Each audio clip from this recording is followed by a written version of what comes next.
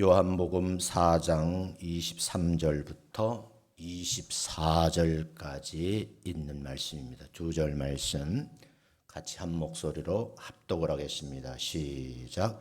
아버지께 참되게 예배하는 자들은 영과 진리로 예배할 때가 오나니 곧 이때라. 아버지께서는 자기에게 이렇게 예배하는 자들을 찾으시느니라. 하나님은 영이시니 예배하는 자가 영과 진리로 예배할지니라. 아멘. 옆 사람하고 인사하겠습니다. 만나 뵙게 돼서 반갑습니다. 인사합니다. 다시요, 건강의 복을 받아 누리시기 바랍니다 라고 인사합니다. 처음 오신 분들에게도 낯설지 않고 예배의 분위기에 함께 은혜 받는 여러분 되시기를 주의 이름으로 축원합니다. 오늘은 좀 교육적인 측면에서 두 번째 시리즈 설교를 하려고 그래요. 교단에 소속되어 있는 교회들은 그 교단에 헌법이 있어요. 헌법책이 있거든요. 제가 허 목사님 빌렸는데 대한예수교 장로회 그리고 총회에서 발간한 헌법이 있어요. 이 헌법에 다 담을 수 없어서 교회법, 권징, 정치, 시행세칙이라는 편람이 있어요. 이 내용을 중심으로 해서 좀 소개를 해드리려고 합니다. 지난주에 여러분들에게 교회는 세워지는 것인데 어떤 분들은 창립했다, 어떤 분들은 설립했다. 그런데 개혁파 장로교단에서는 창립이란 말을 안 쓰고 설립이란 말을 쓴다. 이렇게 소개를 드렸는데 기억이 되셨는지 모르겠어요. 교단 헌법 정치 제11조에 보면 이렇게 되어 있어요. 지상의 모든 신자들이 한 곳에 모여 교제하며 하나님만 예배 드릴 수 없으므로 각처의 교회를 설립하여, 창립한다라지 않고 설립하여 회집하는 것이 합리적이며 성경의 본뜻과도 합치된다. 그러니까 법을 만들 때 성경을 벗어나서 법을 만들면 안 된다는 거죠. 12조에 보면 이렇게 세워진 교회를 지교회라 한다. 그러니까 우리가 이제 이렇게 교회를 세우면 그 교회를 노예 산하에 속해 있는 지교회라 이렇게 부르는 거예요. 지교회로 이제 세워지는 과정은 조금 복잡해요. 시간은 자세히 설명을 못했지만 참고로 알아뒀으면 좋겠어요. 이렇게 이제 세워진 지교회가 시찰을 해보면 일정 성도의 수가 어느 정도 되면 장로를 세우게 되거든요. 그래서 장로가 있는 교회를 조직교회, 장로님들이 안 계신 교회를 미조직교회라 그런다. 우리 교회는 조직교회예요? 미조직교회예요? 예? 조직교회죠? 왜? 장로님이 계시니까. 그러면 교회를 설립할 때 무조건 아무렇게나 세우느냐? 시찰을 하지만 일단 성도의 수가 15명 이상 돼야 돼요. 그러니까 그 15명이 되지 않으면 시찰 와서도 교회로 세우지 못하죠. 근데 이제 여러분들이 정상적인 교단이 아닌 그런 곳에 속해 있는 분들은 그냥 자기가 교회를 세워놓고 교회라는 명칭을 쓰거든요. 엄밀히 말하면 합법이다, 불법이다? 불법인 거예요. 몰라서 그런 거다는 거죠. 그러면 14조의 지교회의 설립 요건이 규정되어 있는데 아무나 할 수 있는 것은 아니고 또 어떤 분이 아무나 할 수 있다고 주장하는데 그건 불법이라는 거예요. 교회 설립 청원을 하게 돼요. 교회를 세우고자 하시는 분이 성도들과 함께 소속된 노회에 성도가 15명 정도 이상 되면 시찰을 통해서 노회에 교회를 설립하겠다 청원을 하죠. 청원호 전까지 15명이 안 된 교회들은 교회라는 명칭을 안 쓰고 무슨 기도처 이런 명칭을 쓰게 돼 있어요. 제가 이제 이 말씀을 드리는 것은 어떤 분이 나한테 질문을 하더라고요. 그래서 공개적으로 답변하는 거예요. 그래서 이 모든 절차가 끝나면 정기노회라 그래요. 노회는 임시노회 있고 정기노회가 있는데 저희 교단 같은 경우는 4월 둘째 주 화요일, 10월 둘째 주 화요일은 규정이 되어 있어요. 그날 노회가 열린다. 그래서 이걸 정기노회라고 그래요. 이때에 시찰 회원들이 접수시킨 내용을 각 부서에서 심사한 다음에 정기노회 안건으로 상정을 하죠. 그 노회의 정회원들 물어요. 그래서 이 교회를 세우는 것에 대해서 동의를 하시느냐 이렇게 물어서 100% 동의가 되면 이제 교회 설립이 허락된 것이고, 허락이 되면 노회 임원들이 와서 설립 예배를 드리게 되는 거예요. 그래서 그 교회 담임 목사가 설립에 드린 것이 아니고 해당 노회의 노회장님과 임원들이 와서 설립 예배를 드린다. 교회의 전반적인 기독권 행사 모든 것은 노회에 있어요. 개인의 목사에게 있는 것이 아니다. 그런 내용을 여러분이 알고 계셨으면 좋겠어요. 두 번째는 교단원법 7 예배지침 제1장 제2조에서 예배 행위에 대한 내용이 규정되어 있고요. 11조에는 예배의 기본적인 요소를 규정하고 있어요. 그래서 노회의 권위로 세워진 이 교회가 공식적으로 세상에 교회 명칭을 쓰거든요. 그러면 거기에 모여있는 담임 목사를 15명 이상의 성도들이 특정 지역에서 통일된 예배 순서를 가지고 예배를 드린다는 거예요. 근데 이제 궁금하신 거예요. 예배 순서는 목사님이 그냥 개인적으로 만드는 건가요? 이렇게 묻는 분이 있는데, 목사님들이 만드는 것이 아니고 교단 헌법에 이렇게 예배를 드리라. 그래서 예배 지침이 법으로 규정되어 있어요. 그러니까 그걸 여러분이 아셔야 된다 하는 거예요. 예배 순서는 지교의 권위로 정할 수는 있지만 교단 헌법 예배 모범에 규정되어 있는 범위 안에서 기본적인 골격을 갖춰야 된다, 참고해야 된다 그런 거거든요. 총회 헌법에는 1번 시와 찬송, 2번 기도와 신앙 고백, 3번 성경 봉독, 4번 성경 해석과 설교, 어떤 분은 말씀 선포라 이렇게 변형돼서 써요. 그 다음에 세례, 성찬, 헌금, 권징, 축복, 이렇게 9가지 예배의 내용이 구체적으로 법으로 규정되어 있어요. 그런데 이 법으로 규정된 순서를 각 지교의 담임 목사님들이 예배드리기 좋게 일부 순서를 바꿀 수는 있어요. 그래서 이걸 이제 우리 교회 같은 경우는 여러분이 아시는 대로 예배를 드리기 설교하기 전에 뭐를 해요?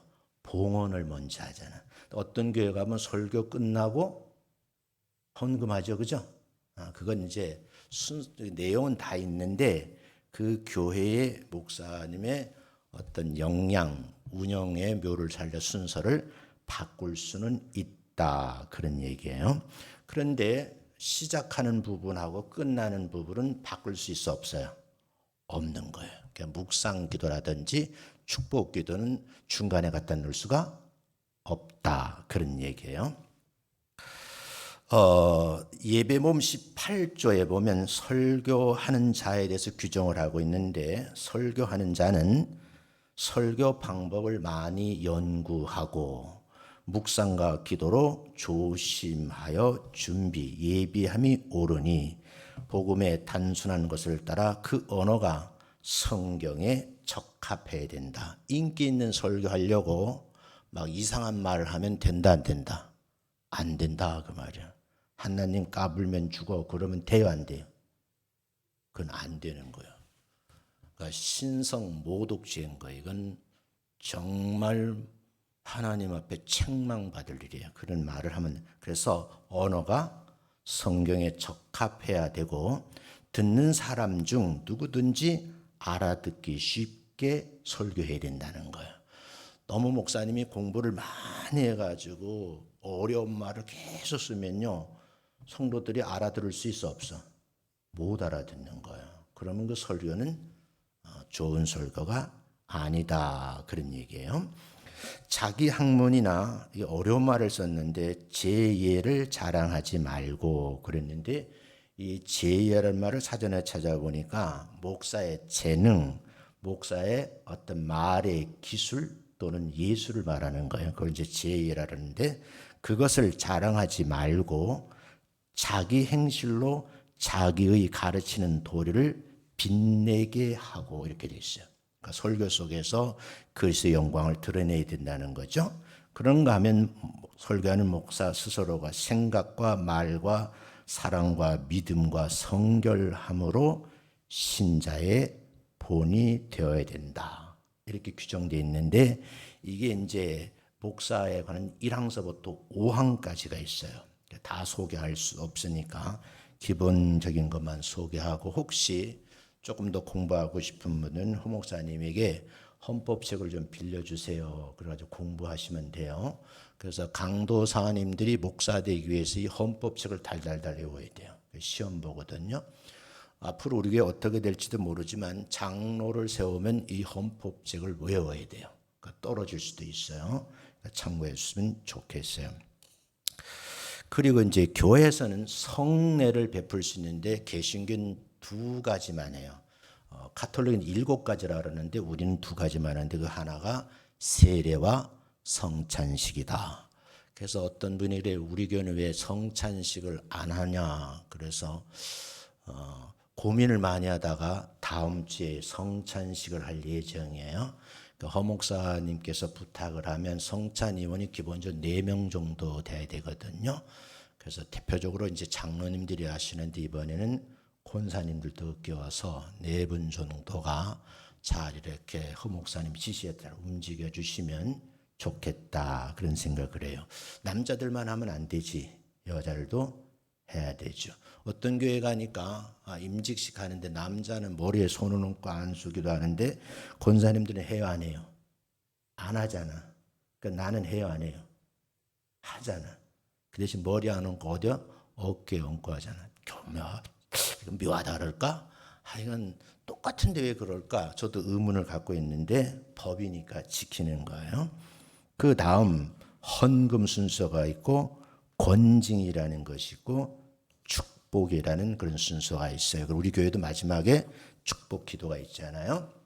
근데 이 축복 기도는 아무나 하는 것이 아니에요. 그러니까 장로님도 하는 게 아니에요. 그래서 목사 안수 받을 때에 노회장님이 기도해 줄 때 2가지를 허락해요.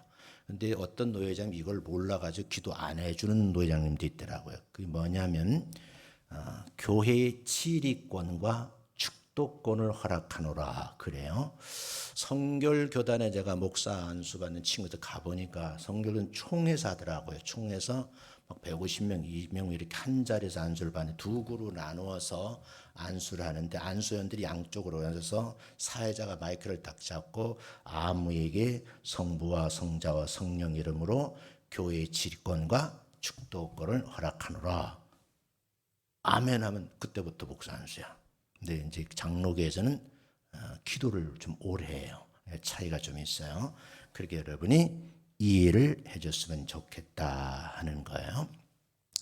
그렇게 해서 이제 지교회들이 순서에 따라 예배를 정한다. 제가 이 예배학을 공부하기 위해서 서울에 있는 좀 대형 교회를 순례를 해본 적이 있어요.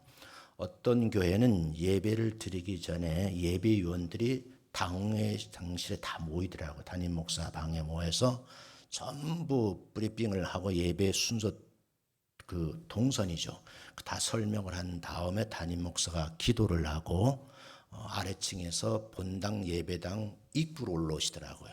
올라왔을 때 담임 목사가 성가대 지휘자에게 사인을 하니까 성가대에서 주기도문송을 부르더라고요. 그러면서 목사님하고 기도하는 장로님 모든 사람들이 강단 앞쪽으로 자기 자리를 다 가면 목사님이 사회를 본 예배 인도자가 그때부터 예배 부름을 하면서 시작하는 그런 이제 교회도 있더라고요. 다양하더라고요. 근데 그랬든 이랬든 법에 규정된 범위를 벗어난다 안 벗어난다? 벗어나지는 않는다. 그런 얘기예요. 근데 이제 오늘 성경을 보면 이렇게 되어 있어요. 아버지께서 그랬어요. 참되게 예배하는 자들이 있다. 그들이 누군가 하면 영과 진리로 여긴 시간의 개념을 썼거든요.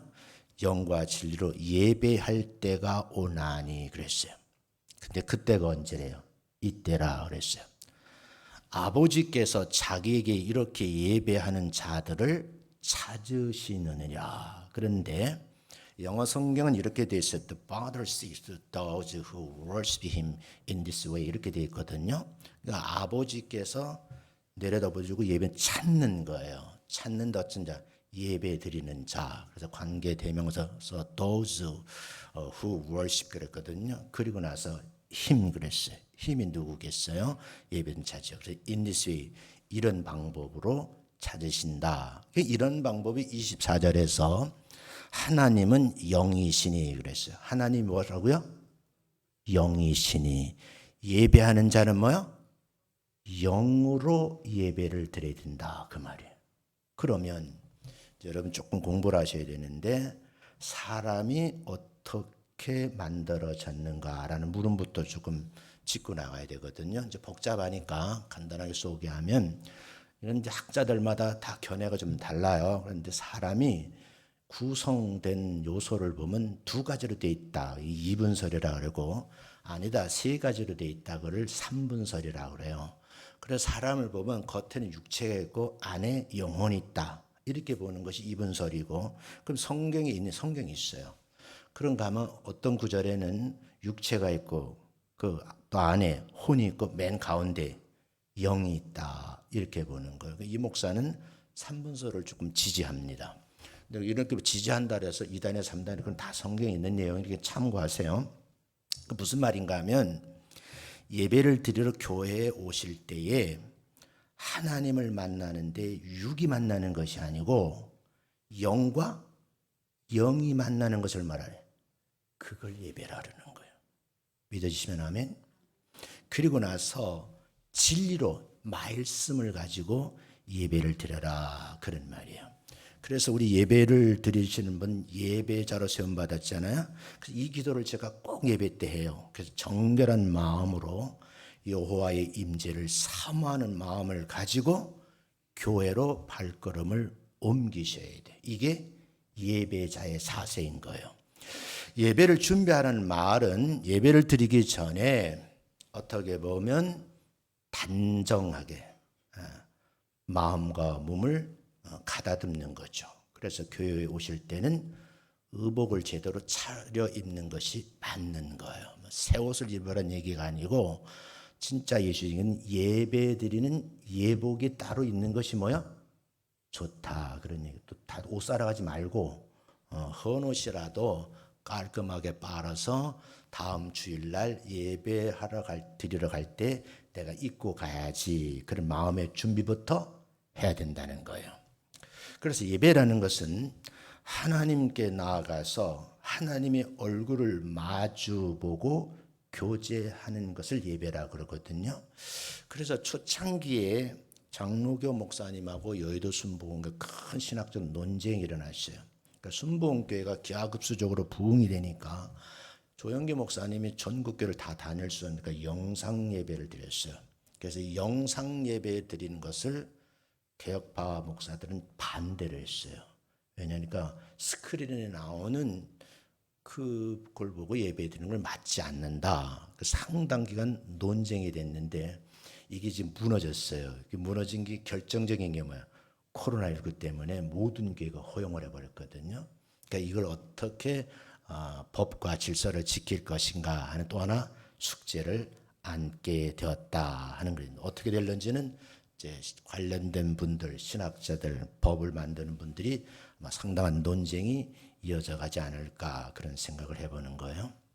그렇다고 하면 예배를 드리기 전에는 먼저 자신의 마음과 몸을 좀 깔끔하게 정돈을 하고 집에서부터 하나님께 나아갈 준비를 해야 된다. 그런 얘기죠.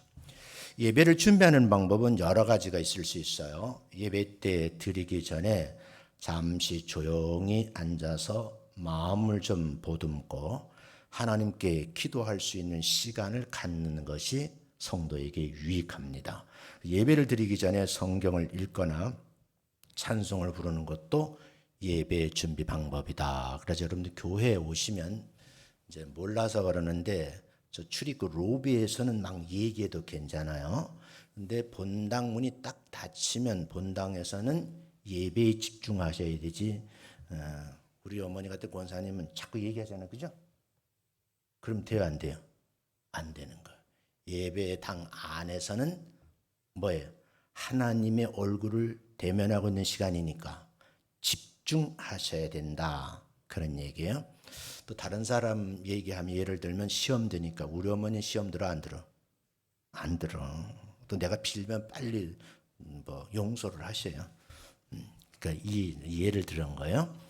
자, 예배를 준비하는 것은 예배를 더 풍성하게 경험하기 위한 필수적인 과정이다라는 것을 잊지 않으셨으면 좋겠어요. 자, 그래서 구체적으로 예배를 준비할 때 어떤 내용들이 있을까? 그래서 제일 중요한 것이 하나님을 만나기 위한 경건한 마음의 준비가 있어야 된다는 것이고, 교회 예배당에 들어오면 겸손하셔야 되고, 그 다음은 하나님의 얼굴을 뵈니까 경외하는 마음을 가지셔야 돼요. 그리고 동시에 감사하는 마음을 품으셔야 돼요. 그리고 예배를 통해서 내가 기대하는 것이 이루어질 줄로 믿고 소망을 가지셔야 된다. 그런 얘기예요. 또 회개 기도할 때는 예배를 드리면서 본인이 잘못한 것에 대해 철저하게 회개 기도하는 것을 전제로 한다. 그런 말이죠. 그래서 다시 정리하면 예배를 준비하는 방법은 다양한데 정성스럽게 마음으로부터 먼저 준비하고 또 오시면 예배 전에 찬양팀에 따라 찬양도 부르지만 예배 순서를 보면서 성경도 찾아놓고 다시 읽어보고 이렇게 하시면 참 좋겠고, 그리고 예배 속에서 찬양을 드리거든요. 함께 따라하면서 마음을 다하고 뜻을 다하고 힘을 다해서 여호와 하나님을 찬양하면 된다. 그런 말씀이에요. 그리고 예배 후에는 우리가 생명의 말씀을 들었기 때문에 우리의 신앙과 삶을 강화시키는 시간이거든요. 예배 끝 하고 집에 가서 막무가내 살면 안 되는 거예요. 예배 후에는 하나님의 말씀과 위로부터 내린 그 생명의 말씀, 그 복이 있잖아요. 그걸 마음에 새기고 그 의미를 삶 속에 반영하는 것이 일주일 동안 여러분이 하시는 일이다. 이렇게 정리를 좀 할게요. 성경에서는요, 우리 하나님을 여러 방법으로 소개를 하는데 대표적인 것이 우리 하나님은 질서의 하나님이시라 그래요. 따라합니다. 우리 하나님은, 큰 소리로, 우리 하나님은 질서의 하나님이십니다. 혼잡하고 복잡한 걸 되게 싫어하셔요.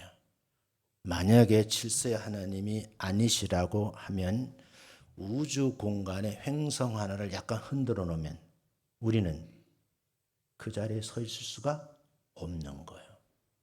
정말 정확하게 움직이거든요.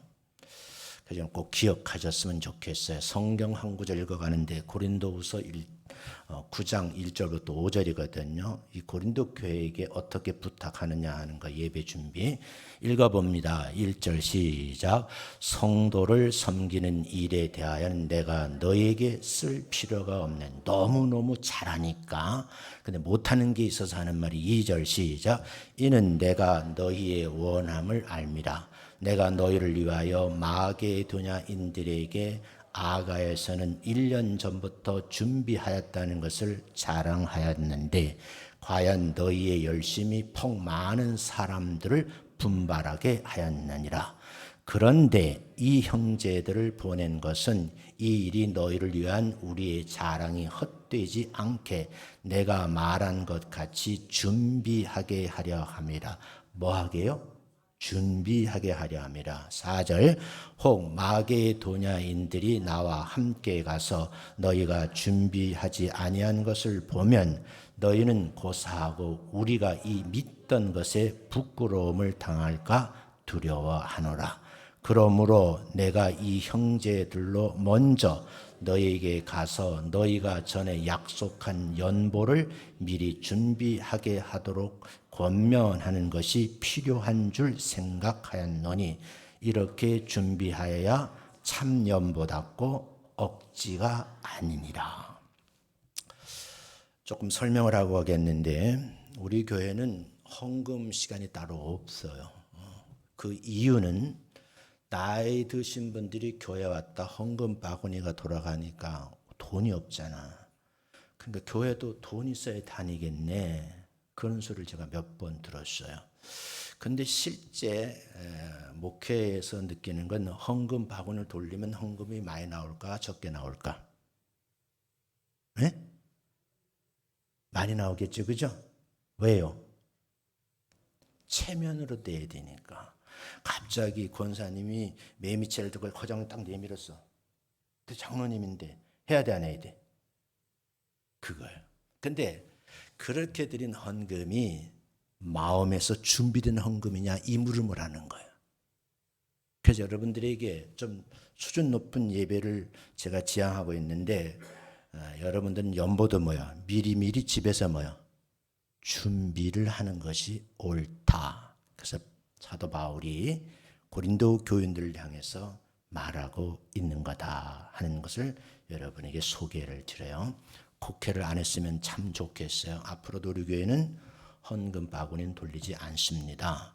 그러나 헌금의 참 뜻을 이해하는 것이 필요하다. 시간이 따로 설교를 하도록 그렇게 할게요. 두 번째, 예배는 어떻게 해야 돼요? 준비를 하셔야 되고, 두 번째, 영과 진리로 드리는 예배를 드리라 이렇게 말씀드렸는데, 우리가 특정 장소와 건물 안에서 예배를 드릴 때에 하나님은 예배하는 처소에 임재하신다 하는 것을 꼭 믿으시기를 주의 이름으로 축원합니다. 지금 이 시간도 성령님께서 우리 예배 가운데 임재하셔서 우리 드리는 예배를 듣고 계신다, 듣지 않으신다? 듣고 계신다 하는 거예요. 그걸 꼭 믿으셔야 돼요. 믿는다는 게 참 중요한 거예요.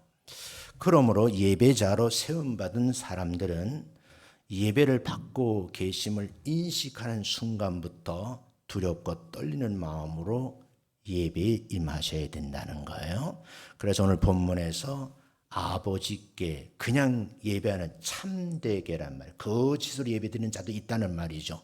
참되게 예배하는 자들은 영과 진리로 예배할 때가 오니, 지금까지는 다 좀 이상한 방법으로 예배를 드렸다는 거예요.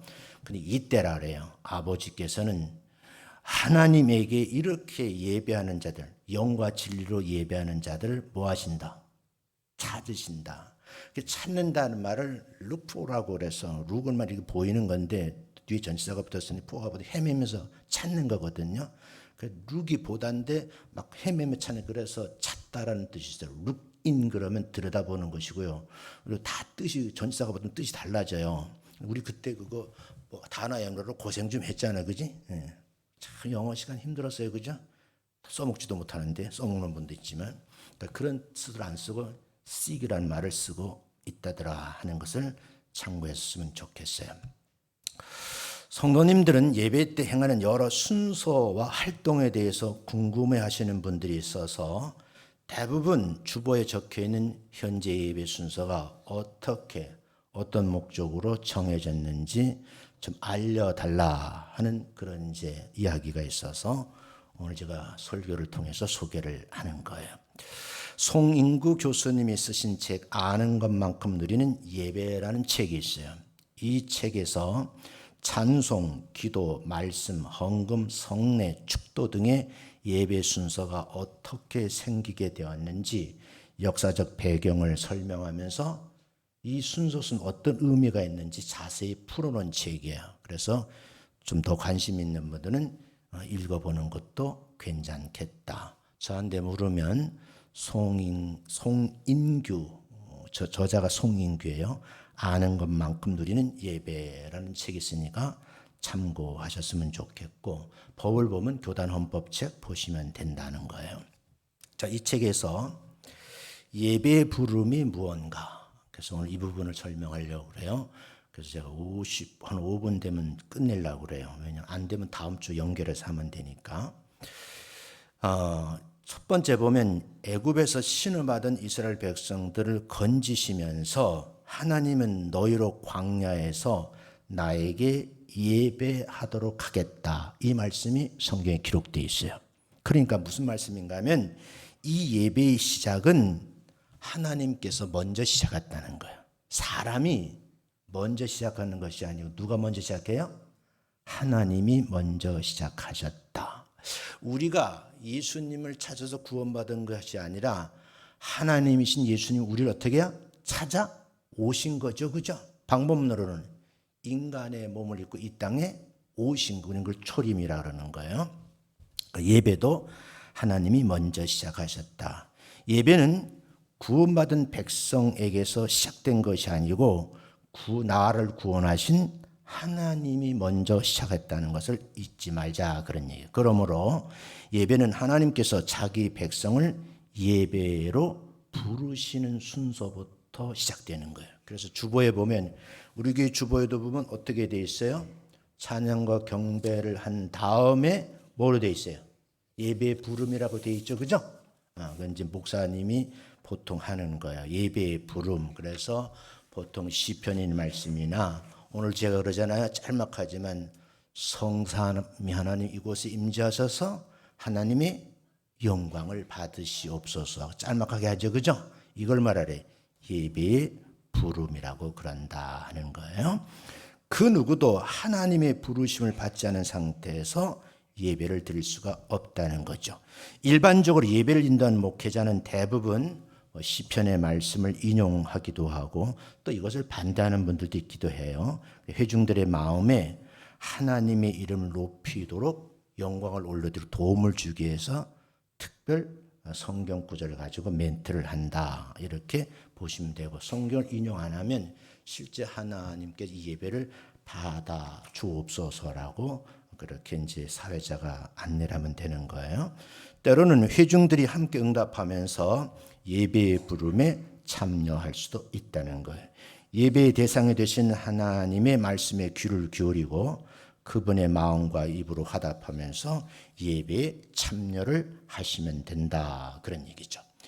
일반적으로 이제 시편 말씀도 인용한다 그러는데 특정 성경 구절을 잘 이렇게 편집을 해서 쓰는 경우도 있다는 거예요. 시편 95편에 보면 우리 예배 때에 마음가짐을 2단계로 알려주고 있어요. 소개를 좀 하려고 그러는데, 첫 번째 단계는 2절에 보면 하나님 앞에 나아가는 순서가 있어요. 예배에 부르면 이제 하나님 나가는 거거든요. 그래서 2절에 보면 이렇게 되어 있어요. 우리가 감사함으로 그 앞에 나아가며 시를 지어 즐거이 그를 노래하자. 이걸 근거로 해서 예배 부름 때 시편을 인용하는 거예요. 근데 여기서 그 앞이라는 말이 문자적으로 번역하면 하나님의 얼굴, 그의 얼굴이라는 뜻이에요. 그래서 예배는 하나님의 면전으로 나아가는 거예요. 이곳에 오실 때 저 예배당 문을 딱 들어오는 순간에 하나님을 내가 배우러 왔다, 그런 마음으로 앉으셔서 예배를 처음부터 끝까지 준비하셔야 된다. 그래서 예배를 드릴 때 몸가짐도 굉장히 중요해요. 저도 잘 안 되는데 우리 사람 나보고 다리 꼰다 그러는데 난 다리가 좀 비정상이라서 그렇거든. 그러니까 그런 거 얘기고, 또 모자 쓰는 분이 있어. 탈모이신 분은 써도 괜찮아. 난 옛날에 막 쓰지 말라고 막 소리 질렀더니 예배 끝나고 왔더라고. 목사님 확 뽑는데 내가 기절할 뻔했잖아. 그러니까 탈모인 경우는 어쩔 수 없지만 가급적이면 모자를 안 쓰는 것이 일반적인 예다. 그리고 몸가짐도 이렇게 바르게 하는 것이 굉장히 중요해요. 그래서 삐딱하게 앉는다든지 이런 모습은 바람직하지 않다 하는 말씀을 좀 드리고 싶어요. 그래서 예배는 하나님 면전에 나가는 것이므로 두렵고 떨리는 마음으로 하나님 앞에 서서 기도하는 그런 순서다. 두 번째 단계는 우리가 굽혀 경배하며 이렇게 되어 있거든요. 굽혀 경배한다는 말은 무릎을 꿇는다는 거. 원래 예배가 하나님 앞에 머리를 조아린다는 뜻이 예배의 뜻이에요. 6절에 보면 이렇게 되어 있어요. 오라 우리가 굽혀 경배하며 우리를 지으신 여호와 앞에 뭐하자? 무릎을 꿇잖아. 무릎을 꿇은 당시 머리를 숙여야 되고 숙일 때 손을 모아야 되죠. 그러니까 기본적인 자세라는 거예요. 그래서 그러면 어떻게 우리가 행동을 하면 하나님 나갈 수 있는가? 나가는 방법에 대해서 그냥 하면 안 되고 예수 그리스도를 통해서. 그래서 성경은 신약, 구약, 요한계시록까지 그 흐름이 뭐예요? 예수님이에요. 이 땅에 오실 예수님, 그 구약 성경이고, 신약 성경은 이 땅에 오신 예수님, 계시록은 다시 재림할 신이에요. 핵심은 예수님이에요. 그 예수님을 통해서 내가 하나님 앞에 나올 수 있다는 사실을 잊으시면 안 된다는 거예요. 히브리서 10장 19절 20절 읽어보겠어요. 시작. 그러므로 형제들아 우리가 예수의 피를 힘입어. 이 피가 무슨 피요? 보혈의 피, 십자가에 흘린 피예요. 예수의 피를 힘입어 어디에? 성소에 들어갈 담력을 얻었나니. 예전에는 성전에 들어가 성소에 갈 수가 있어 없어? 가면 어떻게 돼? 죽임을 당하는 거예요. 갈 수가 없었어요. 그런데 이제는 예수 피로 인해서 이제는 성소에 들어갈 담력을 누가 주셨다는 거예요? 예수님이 주셨다는 거예요. 그 담력을 얻었나니. 다음 시작. 그 길은 우리를 위하여 휘장 가운데로 열어놓으신 새로운 살 길이요. 휘장은 곧 그의 육체니라. 교회에 오면은 지금 우리 교회는 안 그렇지만 옛날에는 뭐예요? 이 앞에 휘장이 있었어 없어요? 있었잖아요. 그리고 그 뒤에를 성소라 그래요. 그러니까 거기 이제 하나님 임재를 느끼는 뭐 돌판도 있고 뭐 여러 가지가 있거든요. 그 구약성에서 배우시면 돼요. 근데 거기에 들어가면 죽는 거예요. 누구만 들어가? 대제사장만 들어가서. 근데 부정한 지사라고 들어가면 대제사장할지라도 그 자리에서 죽는 거야. 그래서 굉장히 이스라엘 사람들은 성전에 두려운 마음을 갖고 있어요. 우리는 지금 그 느낌이 없는 거죠. 그런데 여기서 분명히 말하기를 나를 위해 십자가 돌아가신 예수의 피를 힘입어 성소의 예배당 안에 들어갈 뭘 얻었어요? 담력을 얻었나니. 그 길은 우리를 위하여 휘장 가운데로 열어놓으신 새로운 무슨 길? 살 길이요. 휘장은 그의 육체니라. 이렇게 되어 있어요. 우리 심령에 십자가의 보혈이 흘러야 될 줄로 믿습니다. 그래야 새롭게 살 길로 갈 수 있다는 거죠. 그것이 바로 하나님 앞에 나아가는 것이다 라는 거예요. 설교를 좀 마치려고 그러는데 제가 지난주에 요간에 돌이 생겨가지고 너무너무 아팠어요. 느낌이 뭐냐면 이러다 하나님 앞에 가는구나 그런 생각이 들더라고요. 너무 아프니까 막 식은땀이 나오고 막 토하고 난리가 났어요. 근데 우리 사람 나보고 뻥치지 말라 그러더라고요. 본인이 안 아파가지고 모르는 거야.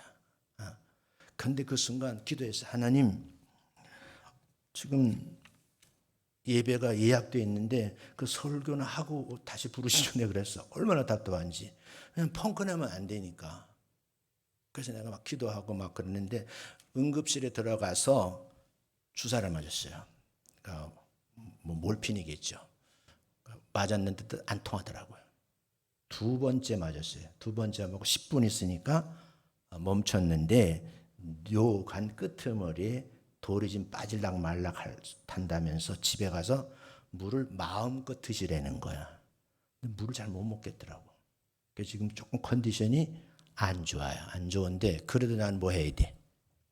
설교해야 되니까 쓴 거예요, 여러분. 자, 우리가 보혈의 피로 의지해서 하나님의 전에 들어올 수 있다는 것이 하나님의 큰 은혜인 줄로 믿습니다. 시편 95편을 여러분 읽고 제가 마치겠어요. 시편 95편입니다. 시작. 너희는 무리바에서와 같이 또 광야의 마사에서 지냈던 날과 같이 너희 마음을 완악하게 하지 말지어다.